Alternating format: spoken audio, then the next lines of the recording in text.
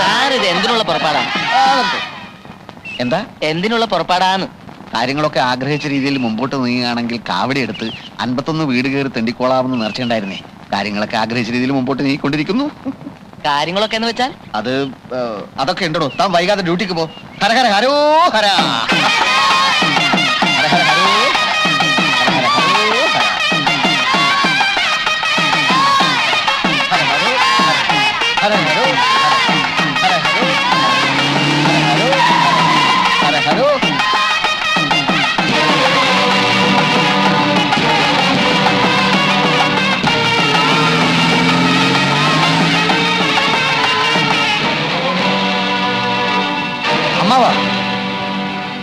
അയ്യോ, നീയായിരുന്നോ?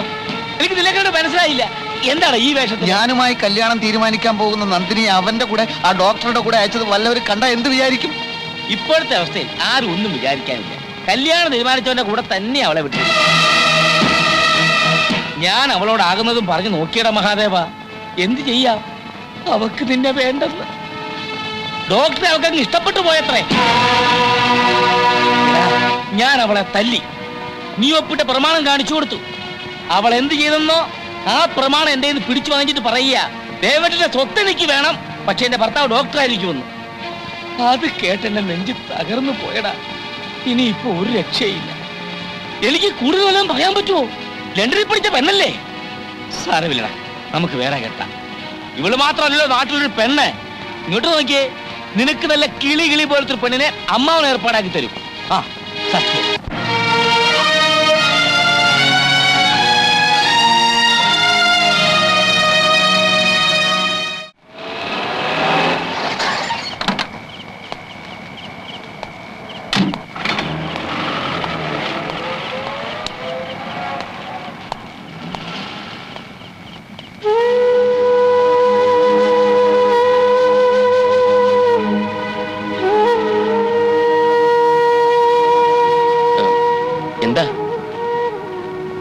എല്ലാം ഞാൻ തുറന്നു പറഞ്ഞിരുന്നു.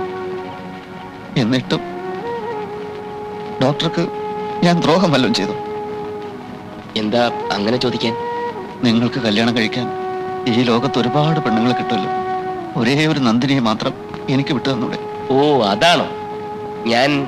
ഞാനിപ്പോ കുറച്ച് ബിസിയാ. കുറച്ച് മെഡിക്കൽ ബുള്ളറ്റിനുകൾ റെഫർ ചെയ്യാനുണ്ട്. നമുക്ക് പിന്നെ കാണാം. ഞാൻ ഉണ്ടായെന്ന് വരില്ല. എന്തൊക്കെയായി പറയുന്നത്? നിങ്ങൾ ചെല്ല്, നമുക്ക് പിന്നീട് വിശദമായി സംസാരിക്കാം. എനിക്കിപ്പോ സംസാരിക്കണം. ഇപ്പൊ സംസാരിച്ചാൽ ശരിയാവില്ല. ഡോക്ടർ പ്ലീസ്,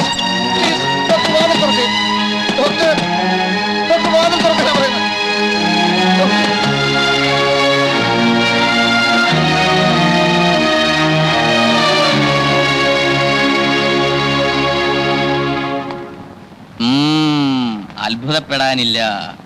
ഒരു കാല് കാണാനുണ്ട്. പെട്ടെന്ന് ഉരുണ്ടുകൂടിയ കാർമേഘങ്ങൾ സൂര്യനെ മറയ്ക്കും പോലെ കർമ്മദോഷത്തിന്റെ ഫലമായിട്ട് വിഘ്നങ്ങൾ ഉണ്ടായേ തീരൂ. കുംഭരാശിക്കാർക്ക് അനുകൂല കാലമാണെന്ന് കഴിഞ്ഞ മാസം എന്നോട് പറഞ്ഞിരുന്നു. പെട്ടെന്നാണല്ലോ ധനുവും രാഹുവും ദിശ മാറിയത്. മാത്രവുമല്ല 3 സബ്ജാതങ്ങളുമായിട്ടാണ് മത്സരം. എന്തെങ്കിലും പ്രതിവിധി? സോമനാഥ ക്ഷേത്രത്തിലേക്ക് ഒരു തീർത്ഥാടനം നടത്തി നോക്കാവുന്നതാണ്. സോമനാഥ ക്ഷേത്രം എന്ന് വെച്ചാൽ അങ്ങ് ഗുജറാത്തിലോ? അതെ. അവിടം വരെ പോയി തിരിച്ചു വരുമ്പോഴേക്കും ഇവിടെ എല്ലാം കഴിഞ്ഞേക്കാം. മറ്റൊരു പ്രതിവിധിയുമില്ല. ഇഷ്ടപ്പെടുന്നവർ തമ്മിലുള്ള ബന്ധത്തിന് തടസ്സം നിൽക്കാതിരിക്കുന്നതല്ലേ നല്ലത്? എനിക്കാണ് ഇഷ്ടം, അവനാണ് തടസ്സം നിൽക്കുന്നത്. എല്ലാ കാര്യവും ഇന്ന് വരെ ഇവിടെ ചോദിച്ചിട്ടേ ഞാൻ ചെയ്തിട്ടുള്ളൂ. ഒരു ആപൽഘട്ടം വന്നപ്പോ എന്നെ ഇങ്ങനെ കൈയൊഴിയുമെന്ന് ഞാൻ വിചാരിച്ചില്ല. അല്ല, നമുക്ക് എന്നെ പറ്റിക്കായിരുന്നു. അതെ, എന്തിനും പരിഹാരം ഉണ്ടാക്കാം. ഒന്നും പറയണ്ട. ജപ്പാനിൽ നിന്ന് കൊണ്ടുവന്ന പാൽനുര പാൽക്കുഴമ്പ് എന്നിവ ഉള്ളം കയ്യിലിട്ട് ചലച്ചുണ്ടാക്കിയ ഈ മരുന്ന് നിങ്ങളെ ചൂട്ടുവരെ കൊണ്ട് തോണ്ടിയെടുത്ത് അണ്ണാക്കിട്ട് ഒരു 3 കറക്ക് ടപ്ലിയു ടപ്ലിയു ടപ്ലിയു എന്ന് സ്വരം കേട്ടാൽ സംശയിക്കേണ്ട സുഹൃത്തെ നിങ്ങളുടെ രോഗം നിശ്ചയിച്ചം മാറി. നോക്കണം സാർ, ഇതുപോലെ എന്റെ കയ്യിലിരിക്കുന്ന കട്ടുമ്പനെ ആനയാക്കാം, ആനെ പൂനയാക്കാം, പൂനെ ചേനയാക്കാം. ഇത് മായമല്ല, ജാലമല്ല, മരുന്നിന്റെ മാറ്റൊരു ശക്തി മാത്രമാണ്. ആലപ്പിയടി മാലി കൊണ്ടോട്ടി കൊല്ലേണ്ട വിദേശരാജ്ഞ ചുറ്റിച്ചടിച്ചാൻ ഇവിടെ വന്നിരിക്കുകയാണ്. ഞാൻ പറയുമ്പോ കളിയാണ് പൊളിയാണ് ചതിയാന്ന് അറിയില്ല സുഹൃത്തേക്കില്ല. പാറയിൽ മിളിയാ തെറിക്കുക, വെള്ളത്തിൽ മിളിയാ നുരവങ്ങുക, ചില മൂത്രം.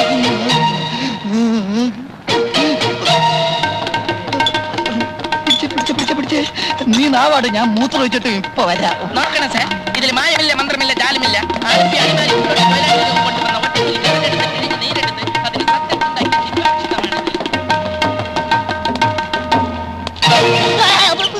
എനിക്കിനി ഒന്നും നോക്കാനില്ല. നിന്നെയും കൊല്ലും അവനെയും കൊല്ലും. നീ കൊണ്ടുവന്ന ഡോക്ടർ എന്റെ ജീവിതം തൊലച്ചടാ, അറിയാവോ? എന്നൊന്നും ചെയ്യരുത്. അവനൊരു വ്യാജ ഡോക്ടറാണെന്ന് അന്ന് എനിക്കറിയില്ലായിരുന്നു. എന്ത്?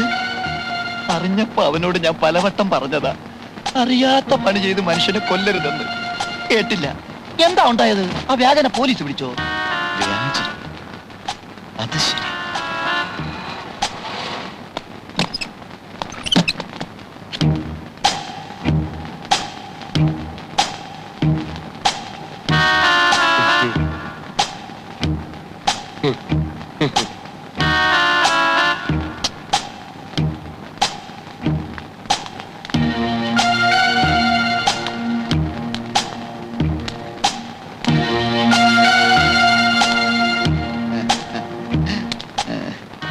ഇന്നത്തെ ചികിത്സയൊക്കെ കഴിഞ്ഞോ ഡോക്ടർ? പിന്നെ എന്തൊക്കെയുണ്ട് വിശേഷങ്ങൾ? സുഖാണോ? ഇവിടെ അസൗകര്യങ്ങൾ വല്ലതുണ്ടോ? ഉണ്ടെങ്കിൽ പറയാൻ മടിക്കരുത് കേട്ടോ. ഡോക്ടർ എന്താ ഒന്നും മിണ്ടാത്തത്? ഓ, മനസ്സിലായി മനസ്സിലായി. നന്ദിനിയും ഡോക്ടറുമായുള്ള വിവാഹത്തിന് ഞാൻ തടസ്സമാകുമോ എന്നുള്ള സംശയം അല്ലേ? ഇനി ആ സംശയം വേണ്ട. നന്ദിനിയെ ഡോക്ടർ തന്നെ വിവാഹം കഴിക്കണം. പിന്നീടാ ഞാൻ ആലോചിച്ചത്, ഞങ്ങൾ തമ്മിൽ ഒരു ചേർച്ചയില്ല. ലണ്ടനിൽ പഠിച്ച വനിതാ ഡോക്ടറും മണിപ്പാലിൽ പഠിച്ച പുരുഷ ഡോക്ടറും. നിങ്ങൾ തമ്മിൽ ഭയങ്കര ചേർച്ചയാണ്. ഈ കല്യാണം നമുക്ക് എവിടെ വെച്ച് നടത്താൻ? ക്ഷേത്രം മതിയോ അതോ കല്യാണ മണ്ഡപം വേണോ? കല്യാണത്തിന്റെ അന്ന് ഈ നാടൊന്ന് ഇളകി മറിയണം. അത് ഞാൻ ഇളക്കി തരാം. ഡോക്ടർ വിഷമിക്കേണ്ടി വരില്ല. പിന്നെ ചില അവകാശങ്ങളൊക്കെ ഞാൻ എടുക്കും.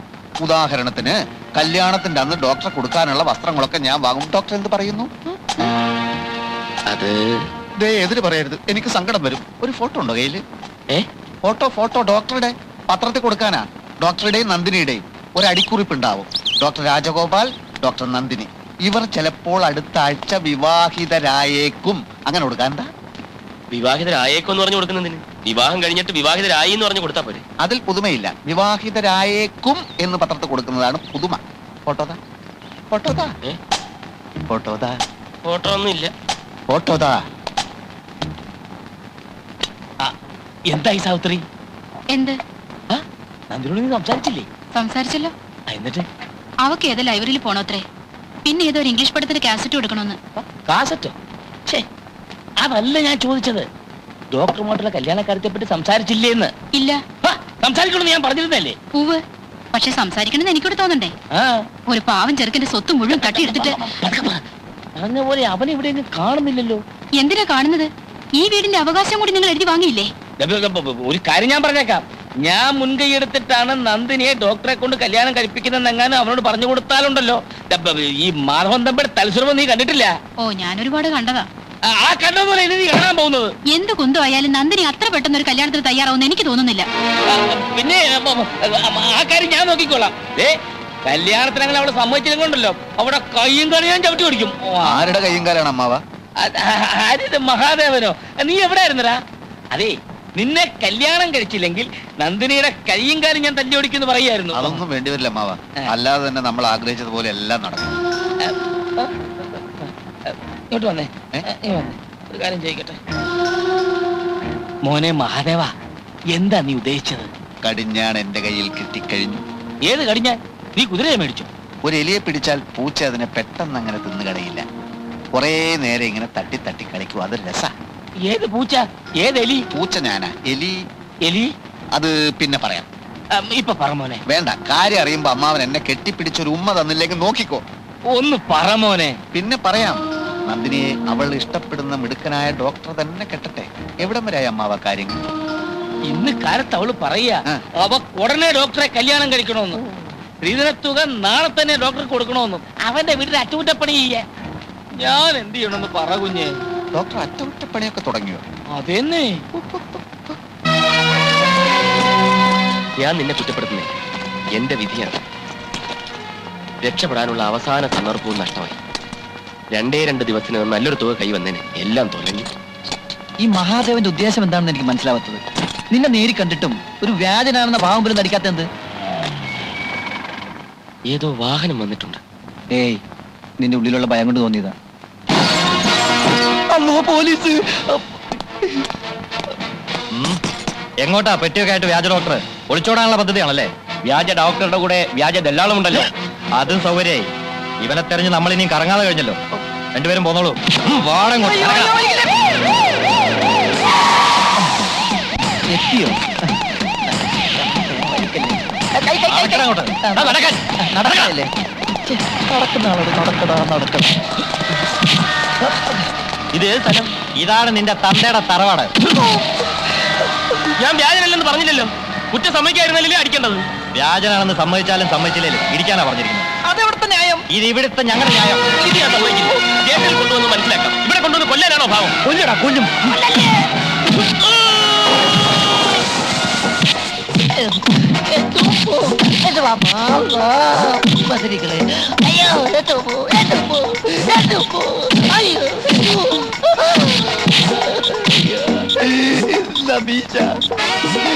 രാജഗോപാല, ഇവന്റെ മീശ കപ്പ് മീശയാണ്. മീശയില്ലാത്ത പോലീസുകാർ മീശ വെക്കണമെന്നാ സർക്കാർ ഉത്തരവ്. അല്ലാ! എടാ രാജഗോപാല, ഇവന്റെ മീശ കപ്പ് മീശയാണ്, നോക്കടാ. വ്യാജ പോലീസാണോ? അടിയടായി മുട്ടി.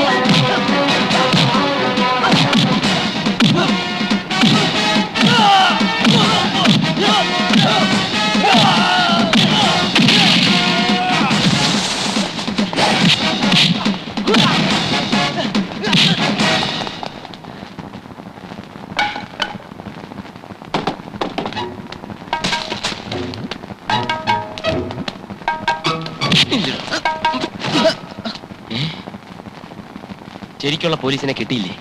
ശരിക്കുള്ള പോലീസിനെ അറിയിച്ചാൽ ഞങ്ങളുടെ ആശുപത്രിക്കല്ലേ ചീത്തപ്പേര്. മാത്രമല്ല, നന്ദിനിയുടെ കാര്യത്തിൽ താൻ എന്നോട് കാണിച്ച ചതിക്ക് 2 പൊട്ടിച്ചു തന്നില്ലെങ്കിൽ എന്താ സുഖം? ഇപ്പൊ സുഖമായോ? പ്രതീക്ഷിച്ചത്ര സുഖമായില്ല. വേഷം കിട്ടിയവന്മാര് പോരാ. ഇനിയിപ്പോ എന്ത് ചെയ്യും? നേരിട്ട് തല്ലണമെന്ന് തോന്നുന്നുണ്ടോ? ആവാം. വിഷപ്പാമ്പുകളെ ഞാൻ കൈകൊണ്ട് തൊടാറില്ല. എങ്കിൽ ഞങ്ങൾ ഇനി എന്ത് ചെയ്യണം? 2 പേരും കൂടി നേരത്തെ ചെയ്ത മരുന്ന് കച്ചവടമല്ലേ, അത് തുടരാലോ. അല്ലെങ്കിൽ മറ്റേതെങ്കിലും സ്ഥലത്ത് പോയി ഡോക്ടറെ ജോലി തന്നെ നോക്കാം. പക്ഷെ ആ കൂട്ടത്തിൽ പെണ്ണുങ്ങളെ കറക്കുന്ന പരിപാടി ഉണ്ടല്ലോ, അത് വളരെ ക്രൂരമാണ്.